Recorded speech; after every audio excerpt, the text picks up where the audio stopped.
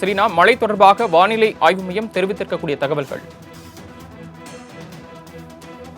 3ஆம் தேதி காற்றழுத்த தாழ்வு பகுதி என்பது உருவாக வாய்ப்பிருப்பதாக சென்னை வானிலை ஆய்வு மையம் தெரிவித்திருக்கக்கூடிய நிலையில் அடுத்து வரக்கூடிய 3 மணி நேரத்திற்கு புதுக்கோட்டை, தஞ்சாவூர், திருவாரூர், அதே போல சிவகங்கை, ராமநாதபுரம் ஆகிய மாவட்டங்களில் இடி மின்னலுடன் கூடிய மிதமான மழைக்கு வாய்ப்பிருப்பதாகவும், நாகப்பட்டினம், திருவாரூர், திருநெல்வேலி, அதே போல தூத்துக்குடி, கன்னியாகுமரி மற்றும் காரைக்கால் ஆகிய பகுதிகளில் இடி மின்னலுடன் கூடிய லேசானது முதல் மிதமான மழைக்கு வாய்ப்பிருப்பதாக சென்னை வானிலை ஆய்வு மையம் தெரிவித்திருக்கிறது. குறிப்பாக வங்கக்கடலில் காற்றழுத்த தாழ்வு பகுதி என்பது உருவாக வாய்ப்பிருக்கக்கூடிய நிலையில் அடுத்து வரக்கூடிய 3 மணி நேரத்திற்கு மழைக்கான வாய்ப்பிருக்கக்கூடும் என்றும், மீதம் இருக்கக்கூடிய மாவட்டங்களில் லேசானது முதல் மிதமான மழைக்கு வாய்ப்பிருக்கக்கூடும் என்றும் சென்னை வானிலை ஆய்வு மையம் தெரிவித்திருக்கிறது.